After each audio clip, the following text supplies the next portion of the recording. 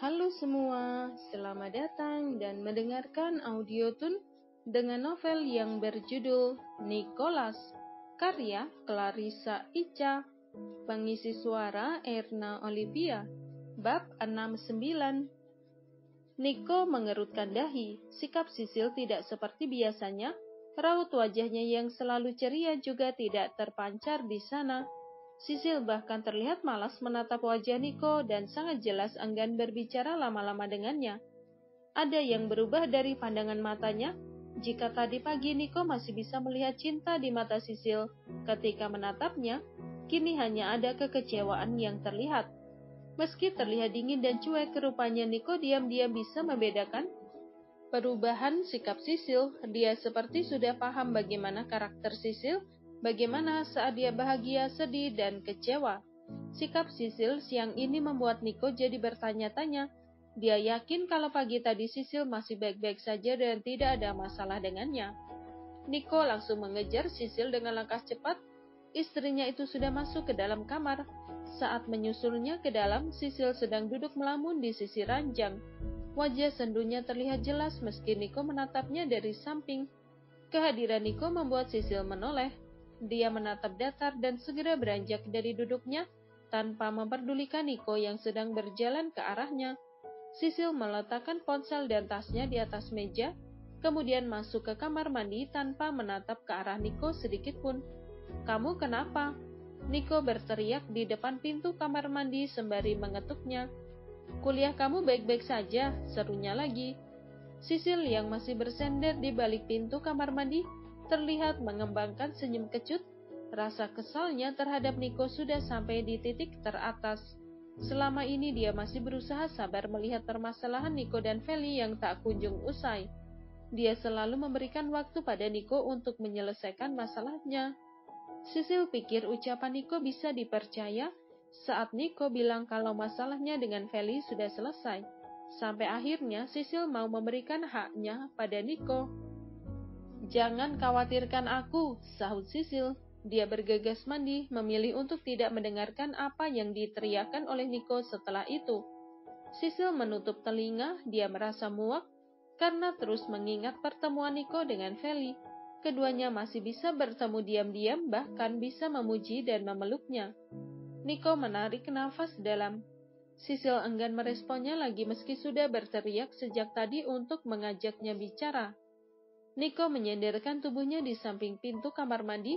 Dia memilih untuk menunggu Sisil selesai mandi. Hampir 30 menit Nico berdiri di sana, dia bahkan sampai tidak kembali lagi ke kafe. Padahal Revan sudah menunggunya untuk meeting. Sisil tidak jadi melangkahkan kaki begitu membuka pintu kamar mandi.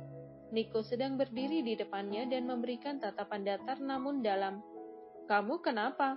Sekali lagi Nico menanyakan hal yang serupa. Dia belum merasa puas dengan jawaban yang dilontarkan oleh Sisil. "Kenapa apanya? Aku baik-baik saja," sahutnya acuh. Sisil mengalihkan pandangan, menatap wajah Nico hanya membuatnya semakin sesak.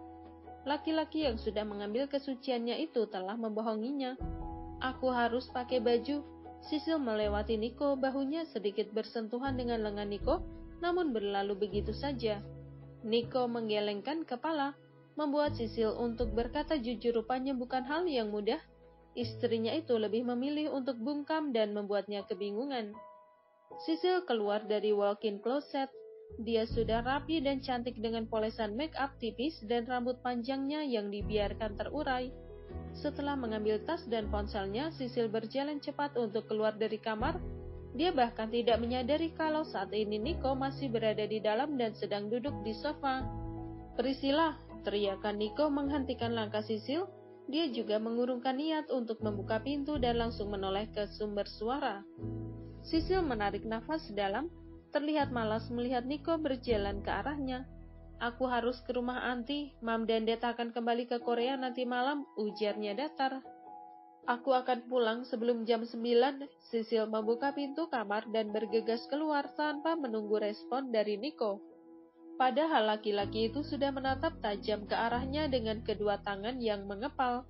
"Kamu nggak bisa keluar seenaknya tanpa meminta izin dariku," seru Nico.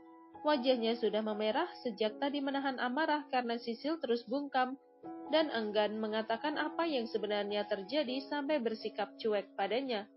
"Benarkah?"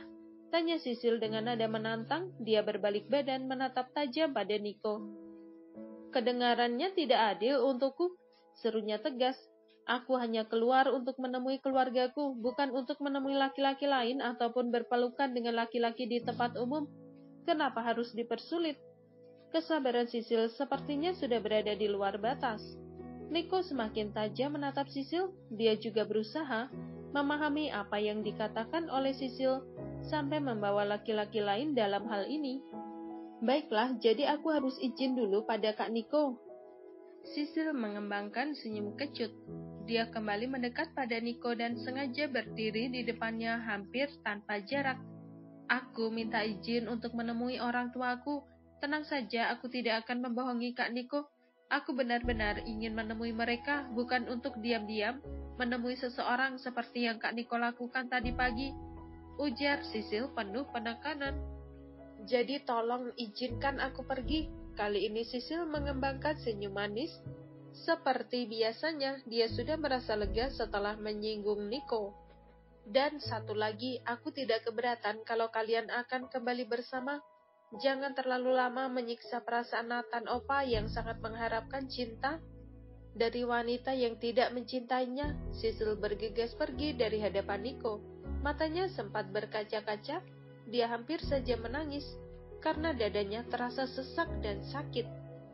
"Priscilla, berhenti atau apa? Lakukan saja apa yang ingin Kak Niko lakukan dengan pernikahan kita. Aku tidak peduli," teriak Sisil. Dia terus melangkahkan kaki dan tidak memperdulikan Niko yang masih berusaha untuk mencegahnya pergi. Dia sudah cukup sabar menunggu di mana saat Niko akan mengungkapkan cinta padanya. Tapi sampai saat ini kata cinta itu belum terlontar dari mulutnya, meski Niko sudah menidurinya berulang kali. Justru apa yang dilakukan Niko dengan bertemu dengan Feli di belakangnya membuat Sisil semakin kehilangan harapan. Saat ini dia tidak peduli lagi dengan perasaannya terhadap Niko. Begitu juga sebaliknya, Sisil tidak akan berharap lagi pada laki-laki itu. Niko terdiam. Dia mulai paham apa yang sudah membuat Sisil terlihat kecewa dan bersikap seperti itu padanya. Niko yakin kalau pertemuannya dengan Feli yang tidak dia sengaja itu mungkin diketahui oleh Sisil. Tidak mau membuat Sisil salah paham padanya, tanpa pikir panjang Niko segera menyusul Sisil. Niko bahkan setengah berlari keluar dari apartemennya, namun tidak melihat keberadaan Sisil di luar. Wanita itu pasti berlari meninggalkan apartemen. Sisil menyenderkan tubuhnya di sandaran jok. Dia memilih untuk pergi menggunakan taksi karena merasa tidak mampu untuk menyetir sendiri dalam keadaan kacau seperti ini. Hanya karena sedang kecewa, Sisil enggan mencelakakan diri sendiri. Pertama kali dia mulai bisa mencintai seseorang, dan pertama kali juga dia dibuat sakit hati olehnya.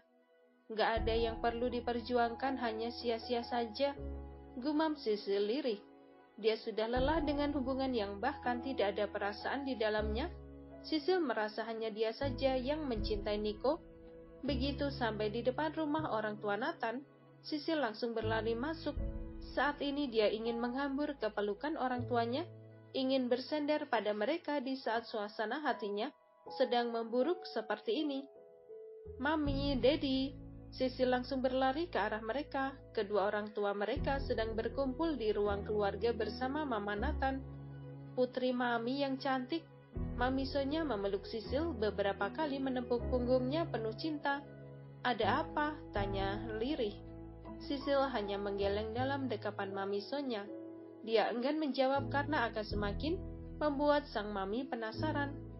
Karena Mami Sonya selalu bisa merasakan kesedihan yang selalu dirasakan oleh Sisil.